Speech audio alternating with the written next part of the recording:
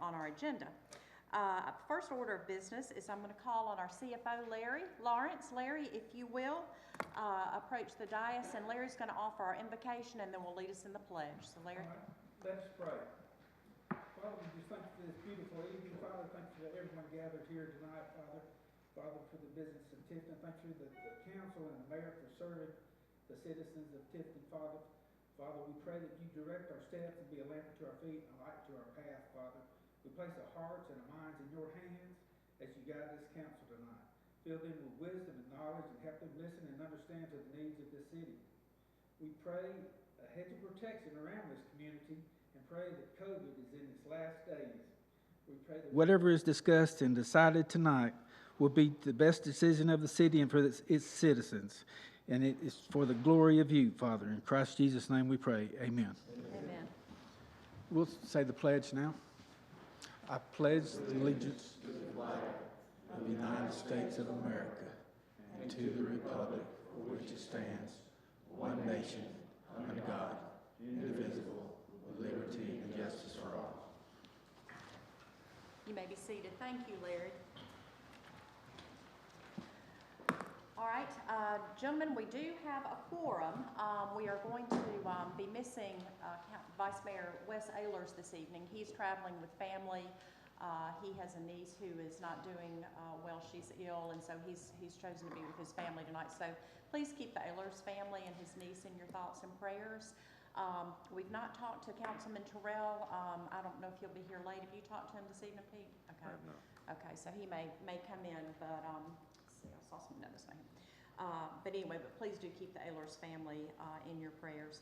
So, gentlemen, since we do have a quorum, we'll go ahead and move forward. You have the agenda that Jessica sent out to us in the appropriate time, along with all the documents supporting that. So I'll take a motion concerning our agenda. Thank you. Is there a second? Thank you, MJ. All those in favor, please signify by saying aye. Aye. Any opposed? All right, Jessica also sent us the minutes from our last meeting, and just to remind those in the public that we do have workshop meetings where we discuss the items that are on our agenda. At the workshop, we don't vote that evening. We'll be voting tonight on the items that we discussed at the last meeting, and we also had a special called meeting on October the 28th. Our council workshop was November 1st, so all of those minutes are in your packet, so I'll take a motion concerning those minutes. Thank you, MJ. Is there a second? Second. Thank you. Any further discussion? All those in favor, please signify by saying aye.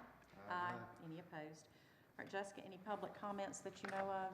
Was there anyone that? There was one person that signed up. Okay. If anybody else would like to speak, Cole Davis and Jay Baldwin. You want to go ahead? Yeah.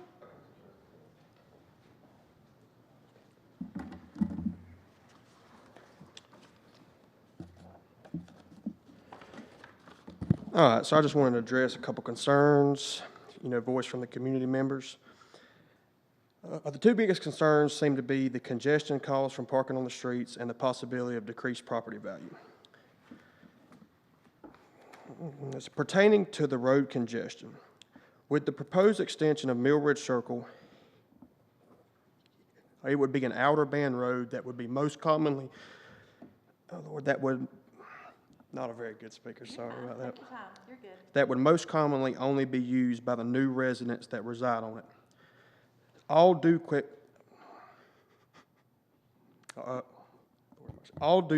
will be equipped with the same two-car garages and parking pad that all single-family homes have. I actually believe that the rental property under property management would make the issue of parking in the street more easily corrected than being a single-family owned home. All right, as far as affecting property value, I, like most of the homeowners in the Mill Ridge subdivision, made the investments knowing that the duplexes and apartments were part of the neighborhood. Nobody more than myself has a larger vested interest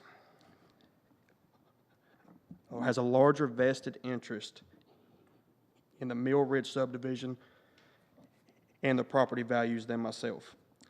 I do not believe that adding duplexes laid out consistently with the current rental property there will have any negative effects on the property value. All right, the reason I singled out the lots for the same reclassification that's already been done twice for the same reason, I believe that the buffer lots bordering multi-story apartments and future commercial development are better served as rental property. By saying no to this reclassification, you would take away the feasibility to continue with the development of Mill Ridge Circle, and that would include 6 duplexes and 10 more new construction single-family homes. That would be $2.3 million in annual assessed tax value and millions more spent here locally on the construction. I've spent a lot of time in Mill Ridge and building in Mill Ridge, and I believe this is a fair compromise for me, the residents of Mill Ridge and future residents of Mill Ridge. Now we can all laugh at me together, and I'm going to go sit down. You did fine. All right, thank you, ma'am. Cole. Thank you, Cole. All right, and who was the other person, Jessica? That was you, okay. That was me. That was you, okay. My name's Jay Baldwin. I live at 134 Mill Ridge Circle. I'm here this evening with my wife. She's the joint owner, but in the interest of time, I'm carrying her proxy tonight. So we're opposed, and I know that you've all been given a copy of a letter I wrote a month, 5-6 weeks ago that detailed my concerns. So I'm not going to go over them in the interest of time again. I'm just going to reiterate that there doesn't seem to be any good reason to change the overlay plan, and there seems to be a lot of reasons not to. Notwithstanding Mr. Davis, who I've never met, and I have no personal animus, I wish him well, but his beliefs in the not changing the character of the neighborhood, his belief that it wouldn't create, or that, what the traffic patterns would be, those ideas are presented to the council without any supporting data. If he'd like to give me an economic analysis of property values and what happens, and he wants to show me a traffic engineering survey about patterns of ingress and egress into neighborhoods, I might be a little bit more open to his arguments tonight, but he's offered no good reason to change what is in itself already a good plan. And the planning commission and the council city staff should be commended for putting together a good plan. So it seems like to me that the question really, before the council is, does the proposal improve the existing plan? And, I don't see how that, no, right? It doesn't seem to improve the plan. So we might ask the question, does it make the current plan worse? And I say yes, it does, particularly from a quality of life standpoint for the existing residents who've already made their investments in the property. So I'm going to encourage you to reject his proposal for changing the overlay plan at Mill Ridge. Thank you. Thank you for your comments. Is there anyone else, Jessica? Is that, oh, I'm sorry. Did you want to? Oh, okay. Yeah. Melissa Hughes, 18 Hughes Lane. Thank you for giving me this opportunity, Mayor and Council. I did speak with council folk today. I had some questions about the ordinance for the package store.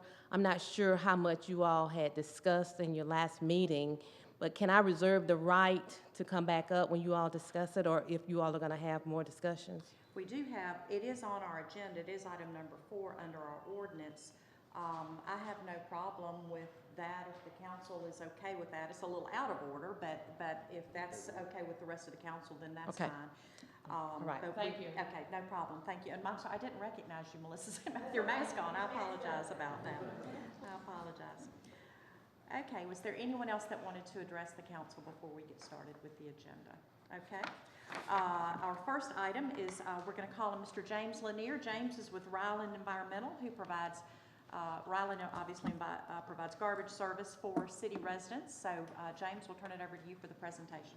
Thank you, Mayor. Council, appreciate the opportunity to come speak to you tonight. As I promised when we came here, the council always has the control of rates on the garbage service in the city of Tifton and all our municipalities. Unfortunately, sometimes I have to come to you with my hat in my hand, and tonight's one of those times. We have proposed a temporary fuel surcharge to be added to our contract price. Just to give you some background, when we first bid the city of Tifton contract, we were purchasing fuel at $2.37 a gallon. Today, the price is $3.71. Fuel alone is not the only thing that is controlled in that price. The cost of tires has petroleum in it. That goes up as well. The cost of our carts. When we purchased carts for Tifton last year, I just purchased carts from Macon and Bibb County, and I paid $21 a cart more for the ones in Macon and Bibb County than I paid just 1 year ago. And those are all costs that we have no control over. So what I have asked is for a 10% temporary fuel surcharge to be added to our contract price. And what I do with these things is I hate a fuel surcharge because, as we've discussed earlier, they seem to never go away. But our fuel surcharge will be added with the caveat that should the price go back down to the base that we bid the contract on or below, we will remove that fuel surcharge immediately. And so I just want to present that for consideration to council tonight, and if I have any questions, I'll be glad to answer them. What was the two prices? What was the base price at the bidding? It was $2.37 a gallon is what we were purchasing fuel Okay, for. currently you're It's paying- $3.71. Okay, It's almost $1.50 more. okay. So you're saying the price has to come back down to $2.37 before you take the surcharge away? Yes, sir, because we've absorbed that cost for that period of time. So if it goes below $2.37, are we gonna get a rebate? No, sir, because that's what we set our costs at. James, come on. Okay. Okay, all right. What we'll need to do then, I don't think that we can vote on this evening, can we? I didn't think so. Okay, so what we'll have to do, James, is workshop That's this fine. and then come And any back. questions you have, you can send it to me. I'll be more than happy to answer and Okay. provide any documentation you ask for. Okay. Thank you very much. Thank you, okay. Well, did anyone have any questions? I'm sorry, I didn't, before James says. I'll talk with you on finance. Okay. Okay, all right. Do you have any questions or anything, MJ or James? No. Okay, good, thank you. If it's okay, I've got a school board meeting. Absolutely, yeah, no problem, thank you. All right, moving along on our agenda, we are now under the ordinances section of our agenda, and the first consideration for the council is the ordinance on the planned unit overlay for the Mill Ridge subdivision. Crystal, is there anything new that, where did Crystal go? I know she's in here. There she is behind. Is there anything new that we need to add for the council's No. consideration? Nothing's been added since the workshop. This is, Okay. again, it's just up to your pleasure of whether Okay. you believe that changing these to duplexes still fits within the character of the plan development overlay or not. Okay. Did any of the council members, before I call for a motion, have any questions or any additional comments or concerns? Okay? I mean, as I said last time, I just don't see changing. Subdivision is the way subdivision is. Now, after it's said and done, changing that overlay. Okay. All right, well, I will call for a motion concerning that ordinance, so we'll need a motion to either approve or to not approve. So I'll open the floor for that at this time. I want to make a motion to not amend. Okay. Okay, so we have the motion to not amend. Is there a second? You're good, MJ? Okay, thank you. So we have a motion and a second. Is there any further discussion before I call for the vote?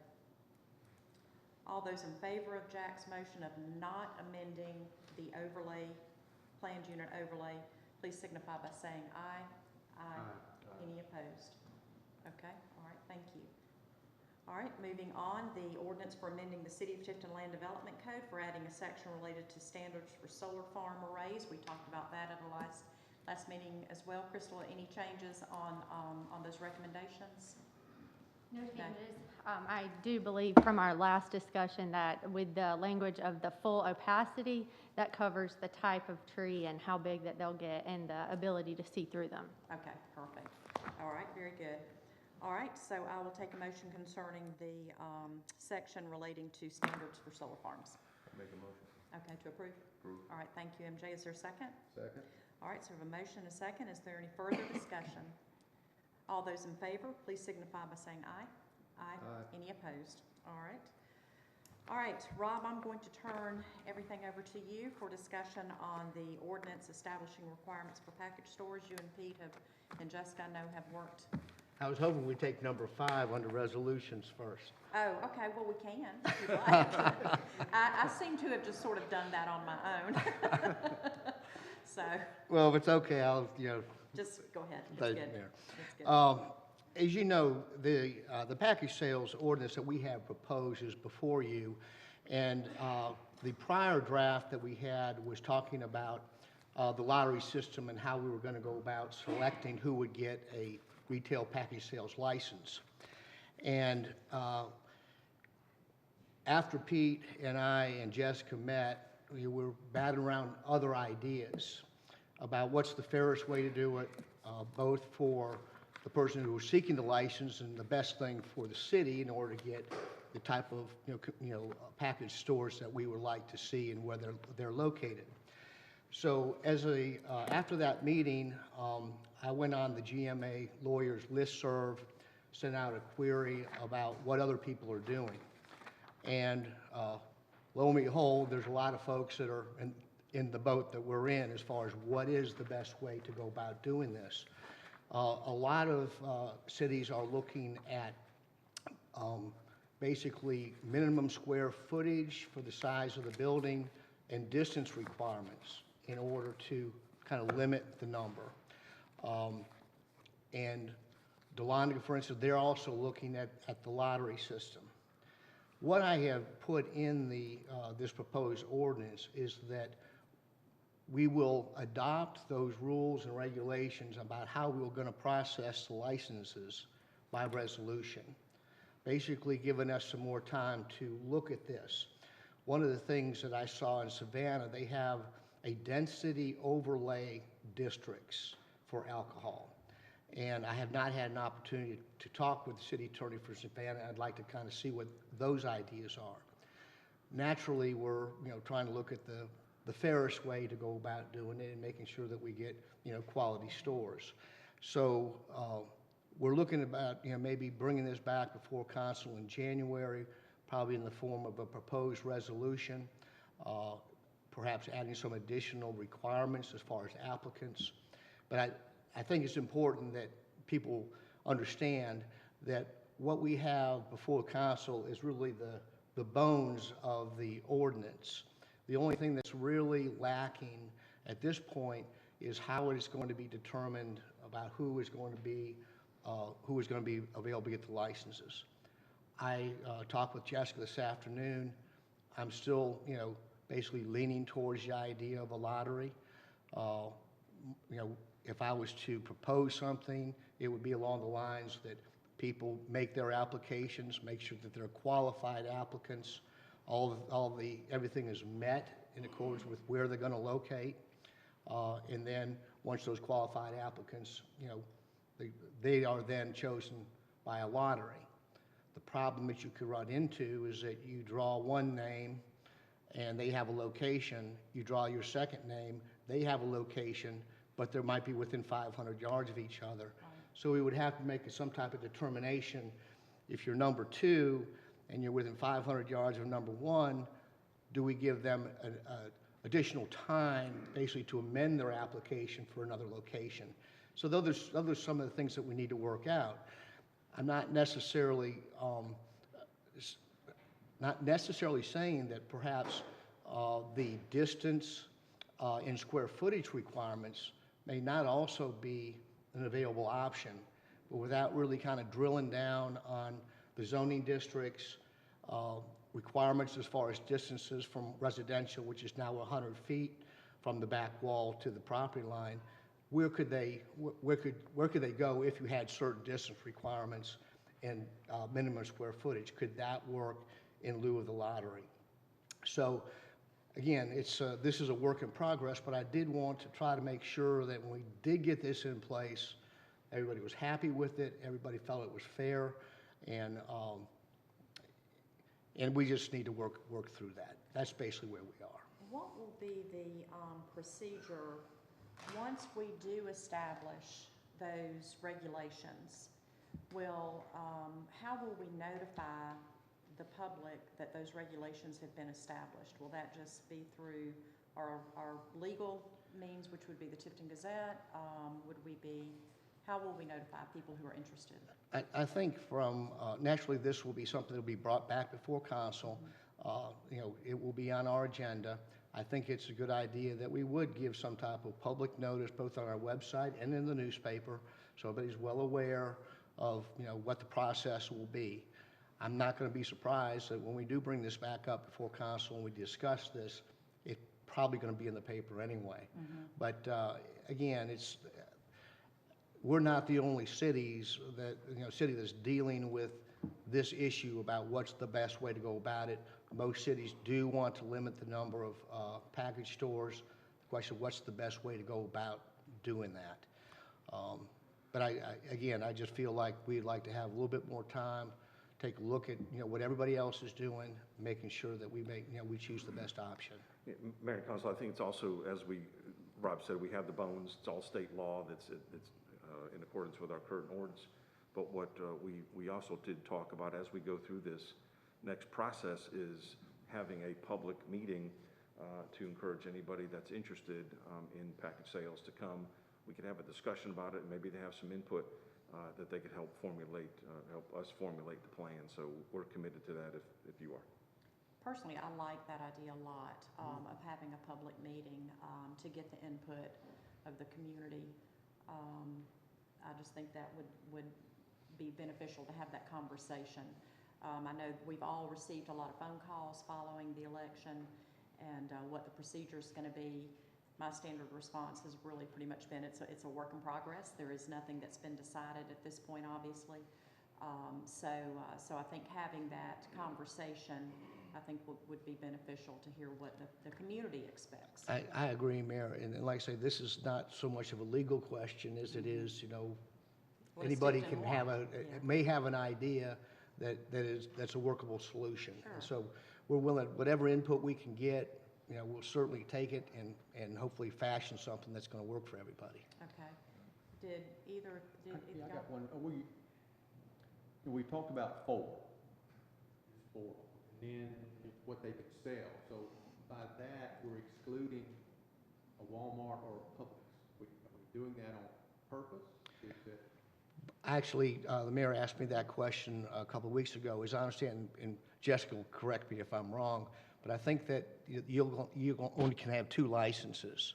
So a Publix that might have 100 stores, they only can get 2 licenses. One might be in Tifton and one might be in McDonough. Is that state law? Yes. And other states are different. Correct. That's what you could go to Florida, Florida and they sell them in the grocery stores. But because of the state law limitation on the number of licenses that you can have, it limits it to 2. Okay. Okay. All right, Melissa, I know said you might have some questions. Did you have anything you needed to? Yes, have any applications already been received? No. No applications been received? We are still in the process. Once we narrow down, certainly there's going to be an application. And once we've kind of narrowed down the selection process, then we will create a application that people fill out, and then we'll go through the kind of our normal process when we review alcohol application licenses, either be beer, wine, or for retail package. And then once those applicants are they're qualified, if it's a lottery, it'll then go that applicant and will be qualified to go into the barrel, understanding that only one family member can have a number in the barrel. So again, I wish I could be more definitive. I know there's a lot of questions out there. I know City Council has been fielding a lot of questions, staff's been fielding a lot of questions, but we're not the only ones that are trying to deal with how to grant these licenses to applicants. So again, we're trying to search for the best, fairest way that gives everybody an equal opportunity to get a license. And so you're going to table this until January? Well, basically, the ordinance that we're going to adopt tonight is just basically the bones of state law, distance requirements. We will, by resolution, be passing the actual processes and procedures to make your application and and spell out those processes. So when will applications start, when will you start taking applications? It'll probably be after the first year. Did that answer, is that what you needed? It Okay, is, okay, thank you. okay. And the reason, I guess, back me up, the reason for some of this delay, we don't, I know none of us want even one question or iota of the thought that this wasn't above board, transparent, good old boys network where we knew who was gonna get these licenses and all this So kind of that stuff. was my thought. We don't operate that way. I mean, we just don't. And so we're going to go to the extremes of making sure that everybody believes they had a fair shot at getting a license, and that's our commitment. Well, and that's, I think that, to second what you're saying, I think that's why having the public hearing or public meeting would be so beneficial. I think we need to make sure that everyone's questions are answered. If anyone has any concerns or ideas are you raising your hand? Yeah. Okay, I wasn't sure. Okay, okay. So we want to err on the side of caution and doing this properly. We want to make sure that it's very slow and methodical and a well thought out plan so that Tifton will benefit. Yes, sir. Did you want to make a comment? So are there any requirements that have been set already that these are the requirements that we've already come up with that are going to be in place in order to? The ordinance now will contain some requirements such as distances from different locations, like most, even if you sell beer, you can go so far from a school or a church. There'll be some regulations along those lines. I mean, as far as individuals. No. Personally. No. And then also. But let me back up and tell you this, is that, if you were to apply for an alcohol license, not a retail package license, but just to sell beer or wine, you would, there is an application that you would fill out for that type of a license. There may be some additional qualifications, for a package sales license.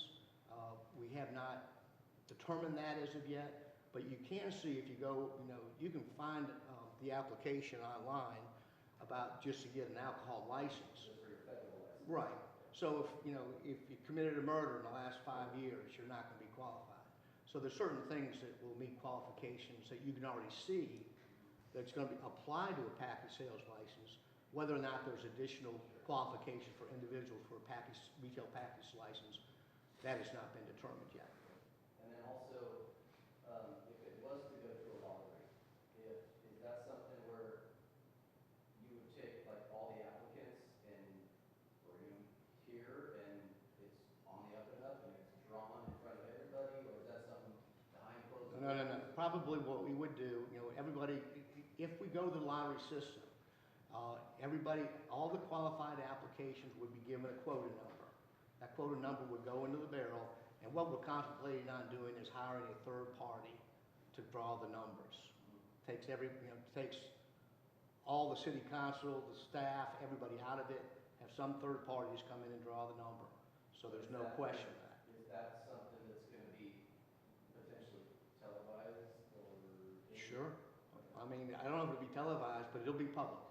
And all of those questions are open for discussion. There's, and that's why I think having that public meeting to say, we, the citizens or residents or applicants would like to have it televised, or we feel this would be the best route to handle that. That's something we can certainly look at and consider, because again, we want to be as above board and transparent as humanly possible to make sure that everybody who's interested has ample opportunity to be part of the process and that type thing. As far as everyone's on the same page, nobody has been promised a package store. Nobody has been promised a pack. We didn't have anything to promise. Nothing's been promised. There's been no applications received. There's been no guarantee of anything. What I've personally done is tried to refer, when I've had, because we've all gotten the calls, is just tried to refer everyone to our city clerk so that she can sort of keep a master list of those that are interested, so that when we do start having dates set for public hearings or public meetings, then we have a way to contact everyone who was interested. But the other council members maybe aren't having those conversations, but there's been no commitment or anything like that for any citizen, business, resident, anybody. Regardless of what you might have read on Facebook, because I've read it too, it's BS. Oh, did somebody put that on Facebook? Oh, it's already known. I don't know what that is, though. There, I mean, it's known. We don't operate that way. Well, I said what I said. Yeah. Everybody has the same shot. I don't care if you're a businessman, been there 50 years, or you're somebody that's 22 years old, or and just, we don't operate. We're gonna give it to certain people. And I it's want gonna to, be public, and it's gonna be seen, and I think anybody that's got one in there should be able to come, and it's not, we're gonna come out of a closed room and say, this is who got it. That ain't gonna happen. yeah. And it was important to us, I was really very thankful that our legislature allowed this type of referendum through a resolution from the council. That way the citizens make a decision, the residents of the community make a decision. If it had gone the other way and been voted down, we'd have had to have respected that. So we do want to make sure that anyone who's interested, anyone who, whether you're interested in opening a facility or you're just interested in the process, that you have access to this information. And so that's why I think having that public meeting where we can all have the conversation just on this is going to be so beneficial. I know that, like Rob said, he's reached out to other communities across the state who are also creating their new ordinances and their new regulations. It was very important to this council that this be, that we have quality facilities. We could have very easily said, we'll just let it go, and whoever opens whatever they open it's up to them. But that was important to us, that we sort of preserve the character of the community and be respectful of residences and existing businesses and churches and schools, so that we had the state regulations that we had to follow, but we want to make sure that what happens in Tifton, the growth that happens in Tifton, whether we're talking package stores or residential developments, that it's quality, that it's it's respectful of everything. So we want to make sure that it's very above board, and if we have to slow this process down and move at a snail's pace to make sure we get quality growth, then that's what we'll do. I'd much rather do that than to rush into something and then we'd be regretting a decision that we made that wasn't really the best for Tifton. So since we've got the floor open, and are there any other questions from the public that I will be glad to answer again in the spirit of transparency and conversation? If there's any other questions, let's go ahead and throw those out there while we have our city attorney here and city manager, and you have 3 of the council members. Again, we're missing 2, but we'll be glad to answer any other questions that you may have. We can do 2 things, gentlemen. The ordinance is in your packet, and it is sort of like Rob said, sort of a skeleton of it really encompassing mostly, it looks like state law and the requirements there. The regulations that we're talking about with regard to the square footage of the store or what zoning it can go in and that kind of thing, we can add to this ordinance through resolution. I'm almost wondering if it would be beneficial to delay the vote this evening, but I'll defer to you gentlemen. We can go ahead and vote on this ordinance if you'd like, and then with the understanding that the regulations will be filled in by resolution, or if staff feels like we need a little bit more time to just sort of vet some concerns, we could delay this possibly to our next meeting.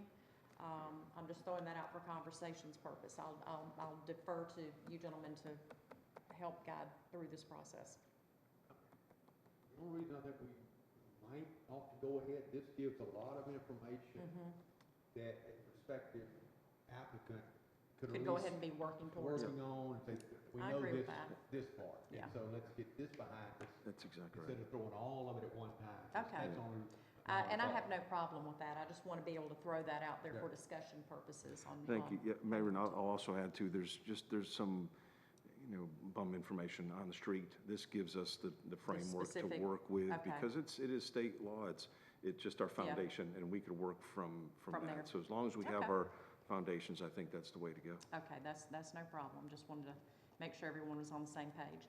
All right, were there any other, I'll go ahead and call for the vote, and then we can get a motion if there's any further discussion. So we have the proposed ordinance in front of you. So I will call for a motion concerning that proposed ordinance for establishing package stores. Move to approve. All right, thank you, Jack. Is there a second? Second. All right, so we have a motion second. Any further discussion before I call for the vote? Any other questions? All right, all those in favor, please signify by saying aye. Aye. Aye. Any opposed? Okay, so that does pass. All right, now on to item number 5, resolutions. We have several resolutions that we'll talk about quickly. The resolution suspending the use of masks in city buildings, if I can get that out properly. And by city buildings, I want to be very clear, there was a lot of confusion. I know people thought that meant any building within the city of Tifton. City buildings were buildings owned by the city of Tifton or operated by the city of Tifton, so such as City Hall, Public Works Complex, that kind of thing. So I just want to make sure that people are clear on that. Then we have the resolution concerning the election results. We'll go to after that. So we'll take these one at a time since we've got some discussion items on a couple of these. Yeah, I've got a, the mask. I'm in favor of that, of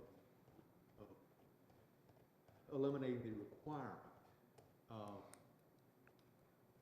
I don't agree with the language that says the city council deems it no longer necessary for mask or face covering, to be worn. That is in opposition to what the CDC and others say. I think it will take the requirement away, but it's still the medical field and scientific field saying it's a good idea to wear a mask. Would you feel more comfortable with a line maybe being there that it was voluntary if or something along those lines? We would, something along those lines, say this is still the conventional wisdom is that masks. While masks are encouraged, it's not required or something like that. Yeah. Our signs, we already have them made that the Okay. city of Tifton is recommending that Okay. you wear face coverings, so. Can you put that into this? Sure. Okay. Is that,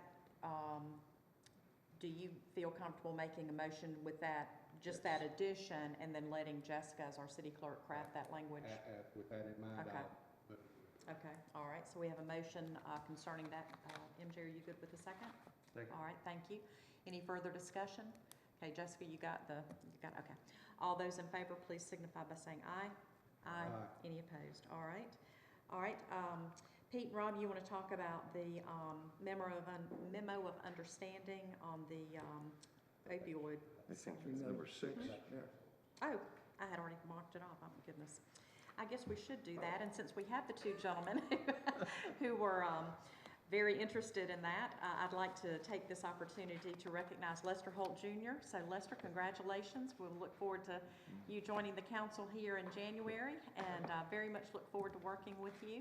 And then Josh Reynolds, who will be joining us also in January. So gentlemen, welcome a little early. We're very glad to have you, and look forward to the relationship and working with you to represent to help you with the representing of your particular districts here in the city of Tifton. So with that welcome, I'll take a motion concerning the certified election results. I'll make a motion. All right, so we have MJ's made the motion. Second. We have a second. Any further discussion? All those in favor, please signify by saying aye. Aye. Aye. Any opposed? Thank you for that. I had checked that off for some reason. All right, now I'll call on Pete and Rob to go over the memo of understanding. All right, Mayor and Council, as you know, we have been participating in the opioid litigation out of the district courts out of Cleveland. And they have various states and are attempting to enter into a settlement agreement whereby the various pharmaceutical companies have agreed to pay $26 billion into a fund. And from that fund, the various states will be allocated a certain amount of that $26 billion, including Georgia. When Georgia gets their allocation, then that monies, again, will be reallocated to the participating counties and cities. I spoke with the lawyers in Athens this afternoon, and I can't really tell council the full algorithms that are going to be going through for these various allocations between the states. or between the state of Georgia and the various counties and cities. I do understand that the state of Georgia, when we get the allocation, the state will get 75% of that allocation, and then 25% of the allocations of Georgia will then be distributed among the various counties and cities who participate in the litigation. So I can't say, what we'll recover, how much we could recover. That's going to be played out along. But I'm confident that this is, our best chance of having some recovery from this, from this settlement. Also, the monies that we may receive as a result of the settlement, there's certain criteria that we use that money for, particularly, for opioid, mitigation, education, whatever we can use that money for to try to ameliorate the effects of this opioid crisis. So with all that being said, I'm satisfied that this is the route to take. I think this is our best opportunity to recover some money from this litigation, and I'm again, I just can't tell you at this time, based upon all the factors, exactly what that amount will ultimately be, but is my recommendation the council enter into this MOU. And also, we did receive this just last week, and it is a fast-moving suit, and they have to have our response by December December the 8th. 8th or 6th. So we wanted to present this to you for your information. Okay, and that memo is in our packet, so you've had the opportunity to review that. So I'll take a motion concerning the memo of understanding.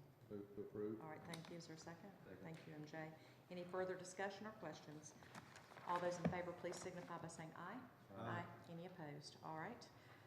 All right, next item, under other business is our board report. Jessica, any updates or changes or new information? Yes, we have the tourism board. They made a recommendation for appointment, and Bryant Hill moved, so there was created a vacancy on the housing authority, and so also have that. And I know I spoke with you. That's a Right. mayor appointment, so if you want to take action on that also. Okay. All right. So we have William Bowen on the tourism board. His tourism board has recommended to appoint Mr. William Bowen, so we'll take that first. I move we You move to do so? Okay, thank you. Is there a second? Second. All right, so we are voting to appoint Mr. William Bowen back to the Tifton-Tift County Tourism Board. Any further discussion? All those in favor, please say aye. Aye. All right, that carries. And on the Housing Authority Board, like Jessica said, Bryant Hill has moved, and so he's had to resign his position. I'd like to appoint Alice Johnson to that board. That is something that I think we've discussed in the past, so I'd like to go ahead and Jessica will bring Alice in and have her sworn in at a time that's convenient for her. So if that's the will of the council, if you're okay with that, I'm going to go ahead and move forward. But just so everybody else, Yeah. the mayor has the authority to do that. We don't have to vote on that. Exactly. People wonder why we're not voting. So, yeah, so thank you for that. All right, so is there any other, we do have a vacancy on planning and zoning. That's Planning and Zoning Board of Appeals though, is that correct? Yes. Okay, so we'll need to consider that. We don't have to make a decision on that this evening, but we'll need to consider that. All right, any other items on the board report, Jessica, that we need to go over? That's everything? Okay. All right, before we get into city manager's report, I'd like to call on our downtown development director, Miss Abby Bowen McLaren. Does an extraordinary job for us. She's got lots of things going on. She's a very busy girl these days. So Abby, I'll let you jump in and share with us everything that's happening. Good evening, everyone, and to you guys, Mayor and Council. Before you, I presented the Mary on Main Street schedule of events this year. That is our holiday festivities, festival, and parade. So I'll just quickly go through that. And we also have some in the lobby here if you guys want to take a schedule and a flyer home with you. Starting on that Friday, December 3rd, that is First Friday in downtown Tifton. This is nothing new, but this is something we wanted to put a festive twist on, so that is our downtown tacky Christmas sweater party. That will be over at Tifton Gardens. Music by the Mood Doctor starts at 6:30. Wear your tacky sweater, your Christmas outfit, or if you don't think it's tacky, just wear your Christmas outfit. You know, anything goes for that evening. And we did reserve the theater that night in case there is bad weather, so we'll move on down to the theater. The next day, which is Saturday, December 4th, we'll have the morning activities for the Mary on Main Street event. This year, we are having free arts and crafts activities for kids, a vendor pop-up market, and food truck. The activities for kids will be from 10 to 2 in Tifton Gardens. Free activities include DIY ornaments, make your own reindeer food, letters to Santa, games, and much more. And then the food vendors and the pop-up market will be over on First Street here, so it'll be just across the way. And those food vendors and some of the art vendors will remain throughout the evening. That afternoon, we'll have the Christmas parade at 5. Nothing has changed with that, so it'll be back to our traditional route.